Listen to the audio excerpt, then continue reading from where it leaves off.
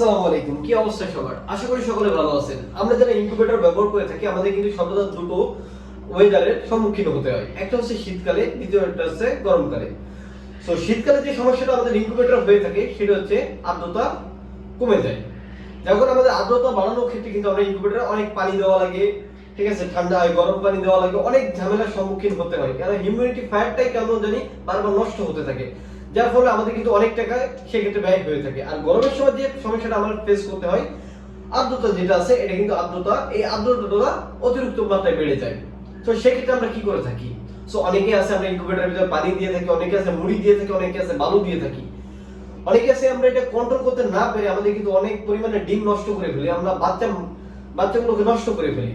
So আমরা সঠিক মাত্রায় কিন্তু হ্যাচিং রেটটা পাই না। সো সেক্ষেত্রে আমি যেহেতু এই বিগত 8 মাস ধরে ইনকিউবেটর ব্যবহার করতেছি, সো আমিও কিন্তু একটা ভিডিওর মাধ্যমে কিন্তু ইনকিউবেটর খামার করার উদ্যোগ নিই, সেই হিসেবে কিন্তু আমি উদ্যোক্তা হয়ে উঠি। সো যখন আমি ফিল্ডে কাজ করা শুরু করি তখন কিন্তু আমার এই ধরনের একের পর এক সমস্যার সম্মুখীন হতে হয়। সো সেগুলো ফেস করতে করতে অনেক ভিডিও দেখে অনেক অনেক কিছু ট্রাই করি, অবশেষে আমি আসল জায়গায় পৌঁছাইছি। সো সেক্ষেত্রে আপনাদেরও সেটা দেখানোর চেষ্টা করছি যে আমি আমার ইনকিউবেটরে কি করে থাকি, যেটা আপনি করলেও আপনার ডিমগুলো ভালো থাকবে, আপনারাও কোনো ক্ষতির সম্মুখীন হবে না। সো সেক্ষেত্রে আমি যেটা করে থাকি, সো আমি কিন্তু বালি বলেন, মুড়ি বলেন, পানি বলেন, কোনো কিছু ইউজ করি না। সো আমি যেটা করছি দেখানোর চেষ্টা করতেছি, এই যে আমার ইনকিউবেটরটা ভিতরে কিন্তু অলমোস্ট ডিম আছে, ঠিক আছে। সো এটা কিন্তু দেখতেছেন আমার আর্দ্রতা কিন্তু এখনো কমতেছে না, যা আছে তাই রয়ে গেছে, ঠিক আছে, এখনো কিন্তু কমতেছে না। এটা কিন্তু আমি 57 দিয়ে রাখছি, কারণ এই ডিমটা আমি 4 দিন আগে বসাইছি। সো এটা দেখতেছেন যে আমার আর্দ্রতা অটোমেটিক বাড়তেছে। তো এই ক্ষেত্রে করছি কি, আমি আর্দ্রতা যেহেতু 60 রাখার দরকার, যার কারণে আমি 3 পয়েন্ট কমা দিছি। 3 পয়েন্ট কমানোর পরে এই যে যে জায়গাটা দেখতেছেন এখানে কিন্তু গ্লাসের জায়গা, যাদের এটা কিন্তু জাস্ট অটোমেশন যাদের জন্য আছে, সো তাদের ক্ষেত্রে। সো আমি করছি কি, আমার গ্লাসটা কিন্তু এইখানে ফিট করা ছিল, যার কারণে এটা কিন্তু পুরো আটকানো ছিল। সেক্ষেত্রে আমি যেটা করছি, সো সেটা হচ্ছে কি, আমি আমার এখান থেকে 3 ইঞ্চি গ্লাস খুলে নিচের দিকে নামিয়ে দিছি।